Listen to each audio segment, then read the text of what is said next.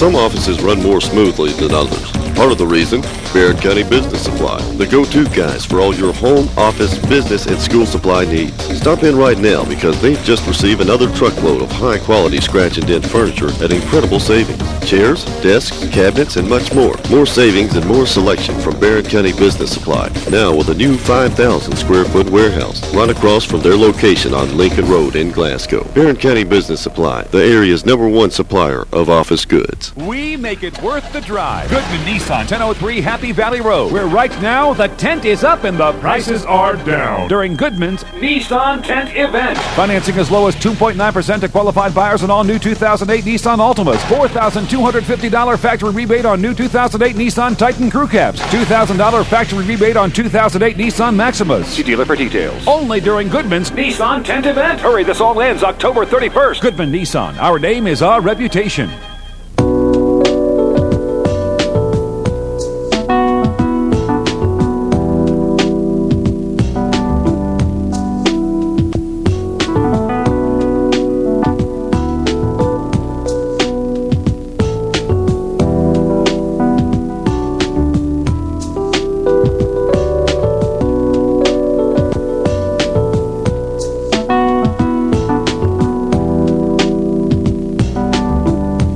Scrapbook Village in Glasgow, where serious scrapbookers come for unique classes and events. If you're an expert scrapbooker or just someone starting out with a stack of photos, Scrapbook Village has a spot for you. Events include bus trips and scrapbook retreats, huge inventory, well worth the trip. Chartered buses and scrapbook clubs welcome. Idea books, die-cut machines, and workshops that turn that pile of pictures into a cherished memory. Scrapbook Village, 31 East South in Glasgow. Call 678-7171 or on the web at scrapbookvillage.net. So, Simon, what seems to be the problem? I just can't sleep at night. I'm losing a lot of sleep, staying up at late hours. How's work? It's okay. What about home? Anything different at home? Well... So there is a problem at home? Yeah. It's the EPB's digital cable. There's just so many channels. I can't get any sleep at night. I'm staying up, afraid I'll miss something. EPB, bringing Glasgow the future, faster. Welcome back to Talk on the Street, a public affairs program of the Electric Plant Board. I'm your host, Ronnie Ellis. Our guests this evening are Steve Newberry, who is chairman of the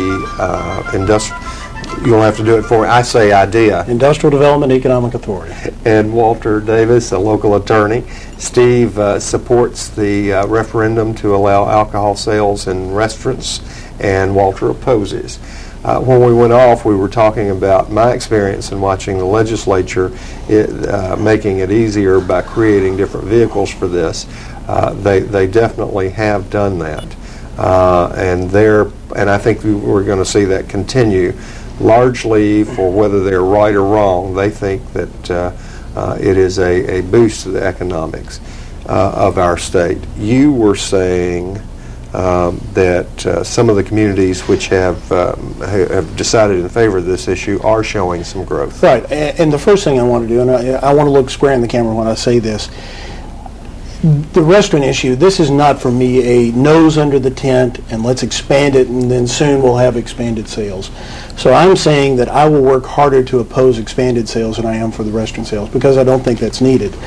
This is a chart that I put together that has to deal with communities that have announced the economic development in their communities, the limited sales by restaurants, and when plant announcements started. Now, Warren County's at the top.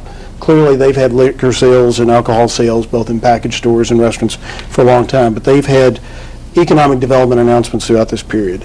Murray and Mayfield, they announced in 2001, their communities voted for it. They started having economic development announcements in 2002 that has continued.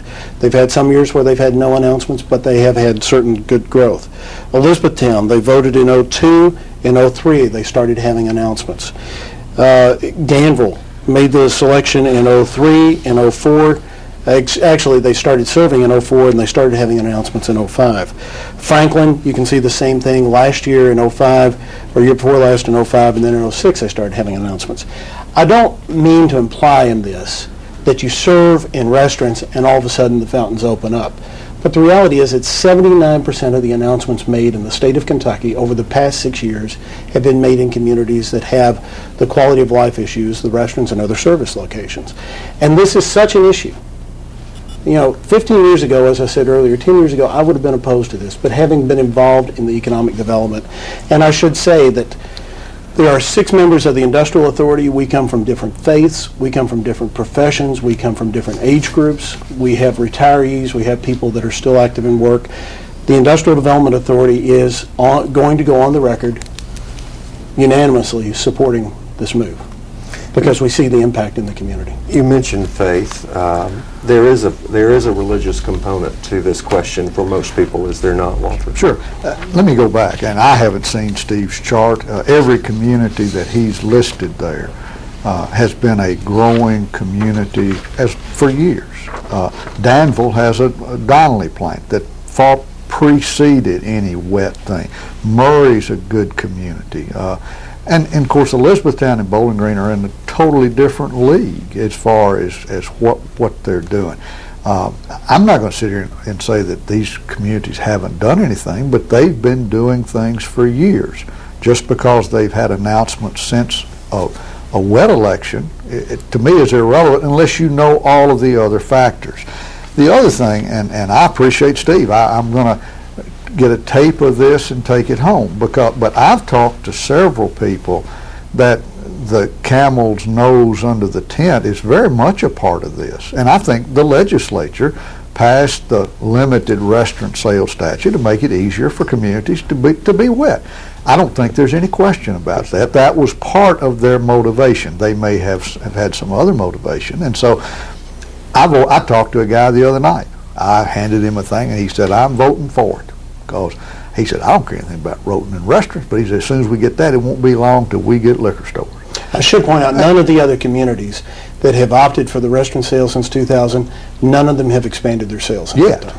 Well, And it's only been 2 or 3 years. It's been 7 years. Yeah. And I ironically think there are 2 issues to the nose under the camel's nose under the tent, or whatever the metaphor is. Isn't there not only is it more likely to happen, and not only is the legislature, I'm sure in some cases at least, not all members thinking that way, but isn't there also an elitist attitude by not doing it? What about the poor blue-collar worker who's got a couple of kids at home and just enjoys a six-pack with his barbecue?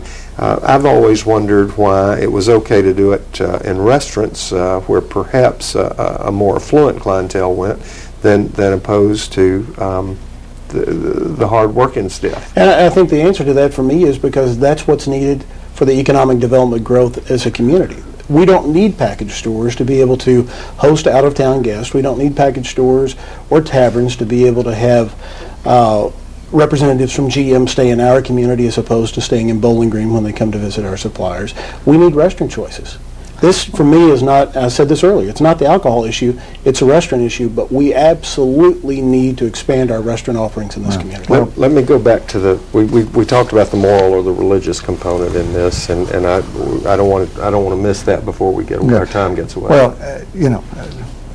when the petition was first proposed and they had so many days to get the signatures, the statement was made that this is an economic issue, not a moral issue.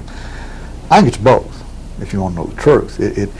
Even though Steve and I may disagree on the economic impact of this, I think he overstates it. He probably thinks I understate it. So we're even there in that sense. But there are tremendous costs that the use and abuse of alcohol bring. And I'm not going to get into statistics, except I do enjoy reading newspapers. I work with a college group. We love people who enjoy reading newspapers. I work with a college group in our church, and I'm always bringing newspaper articles, and I find out, to a great degree, and unless it's on Sports Center, they may not have seen that. But here was something in the Daily Times that said local authorities say drugs, alcohol contribute to roughly $70 billion annual problem. Now, there may be some economic growth somewhere, but I don't think anybody can really deny that there are huge costs. And you can read this and quote our sheriff, such as he says that domestic abuse is a major problem, or one of his